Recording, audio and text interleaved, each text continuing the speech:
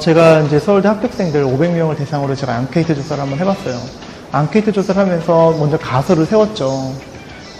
서울대학교를 입학했던 아이들에게 있어서 이 아이들에게서 반드시 어떤 특별한 특징이 있을 텐데 그게 무엇일까라고 고민을 해보니까, 앙케이트를 해보니까 대다수 공통적으로 나왔던 것 중에 첫 번째가, 이 친구들은 예를 들어 수학 문제를 하나 풀면은 수학 정석을 300시간 동안 풀었던 임계치가 있었던 학생들이었어요. 임계치라는 건 뭐냐면, 물이 100도가 되기 전에 끓지 않죠. 하지만 100도가 되면 끓습니다. 마찬가지로 성적이라는 것은 계단식으로 올라가게 되어 있다는 거죠.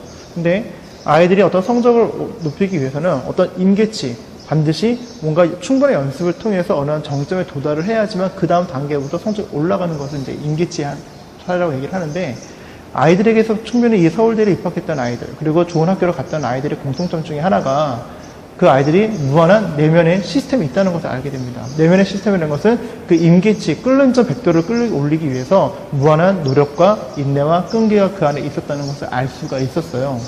그래서 그 아이들을 앙케이트 조사를 해보니까 초등학교 때, 중학교 때 공부에 대한 이유를 분명히 알고 공부했다는 아이들이 전체 학생들 중에 83%였습니다. 또 그것을 보게 되면서, 그럼 어떻게 하면 이것을 알 수 있었을까? 그러면 너희들이 그러면 이 공부하는 이유는 궁극적으로 무엇이냐 했을 때 세 가지가 나왔습니다. 첫 번째는 인생에 있어서 선택의 폭을 넓힐 수 있는 좋은 기회라고 얘기를 했고요. 두 번째는 공부는 내 꿈을 이루어주는 좋은 도구라고 보통 이야기를 했습니다. 마지막 세 번째는 나와 남을 위해서 공부를 하게 한 것이라고 아이들부터 얘기를 했는데, 이 세 가지를 그럼 어떻게 해서 발견을 했냐 했더니 부모님의 영향도 있었고요. 그 더 중요한 것은 자신의 인생의 꿈과 비전을 초등학교, 중학교 때부터 지속적으로 고민해봤던 그런 과거의 경험들이 충분히 있었다는 걸 알 수 있었어요. 그래서 많은 부모님들이 이제 아이들을 이제 공부를 시키는 데 있어서 보통 학습을 하는 데서 제일 중요한 동기입니다.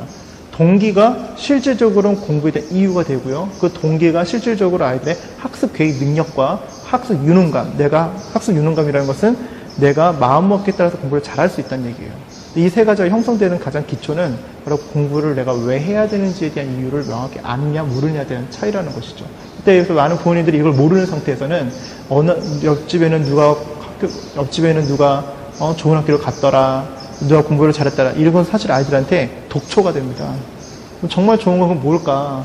정말 좋은 거는 아이들에게 있어서 결과를 갖고 아이들을 칭찬해 주는 것이 아니라 과정에 대해서 칭찬해 주는 것이 매우 중요하다는 거예요. 그래서 어머님들이 가장 반복하는 제일 나쁜 버릇 중에 하나가, 거봐, 참 똑똑하다, 우리 아들. 우리 아들 참 똑똑한데 참 공부를 못해. 이게 아니라, 거봐, 노력하니까 되잖아. 어떤 과정과 노력과 성실과 인내와 끈기에 대한 초점을 맞춰서 칭찬을 구체적으로 해주시는 게 상당히